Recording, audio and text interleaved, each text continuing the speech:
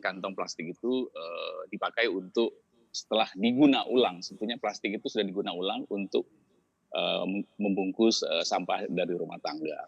Jadi saya rasa ini adalah memang domain daripada pemerintah yang tentu tujuannya adalah untuk mengurangi tumpukan sampah yang sampahnya itu sendiri telah dibungkus oleh kantong plastik. Mungkin demikian Mas Daniel.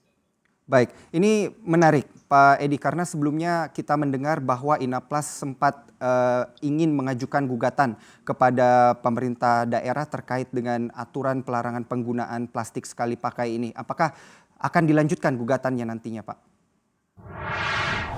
Sebelum saya ke sana, barangkali izinkan saya untuk menjelaskan sedikit terkait dengan plastik. Kita lihat kembali lagi ke Pergub 142, itu di ayat 6 tersebut disebutkan adalah larangan penggunaan kantong belanja plastik sekali pakai di pusat perbelanjaan. Jadi memang kantong belanja plastik. Jadi contoh misalnya kantong belanja seperti ini itu tidak diperbolehkan ya, bentuknya seperti t-shirt, itu yang kami ketahui. Terus kemudian pada pasal 7 ayat 2 dalam ayat tersebut disebutkan sebaliknya, boleh menggunakan plastik kemasan sekali pakai untuk mewadahi bahan pangan yang belum dikemas. Jadi yang dilarang, yang disebutkan di dalam Pergub 142 itu adalah tentunya hanya kemasan yang berupa kantong plastik. Yang lainnya boleh dipakai, Mas Daniel. Nah, bagaimana dengan si plastik itu sendiri? Saya ingin sharing sedikit mengenai tentang plastik. Jadi plastik itu adalah suatu produk petrokimia yang sangat efisien, yang selama ini tentu pertumbuhannya terus meningkat.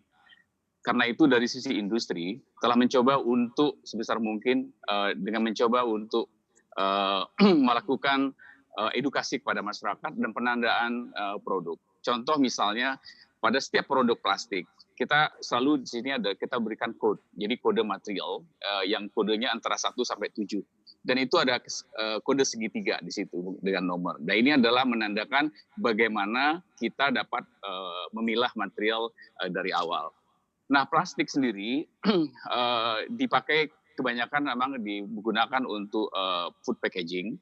Itu cukup besar, lebih kurang 49%. Terus kemudian yang paling besar juga dipergunakan untuk barang-barang yang durable, termasuk otomotif, pipa, air minum, kemudian juga digunakan untuk drum, otomotif, dan lain-lain. Jadi sebetulnya kalau porsi khusus untuk kantong kresek ini nggak terlalu besar sebetulnya kalau dari sisi jumlah plastik yang diproduksi atau dipakai di Indonesia. Nah, justru saat ini, Mas Daniel, Bapak Ibu sekalian, bahwa plastik kresek ini sebetulnya adalah produk turunan daripada penggunaan seperti halnya botol-botol seperti ini. Jadi ini sebetulnya adalah hasil daur ulang. Jadi yang hasil daur ulang daripada produk-produk botol. Jadi botol kecil, botol pembersih, kemudian botol oli, dan semua botol itu pada akhirnya akan didaur ulang menjadi kantong kresek ini. Nah, jadi kalau kantong kresek ini akan dilarang, maka akan berdampak tentunya adalah bagaimana dengan sampah-sampah yang lainnya begitu.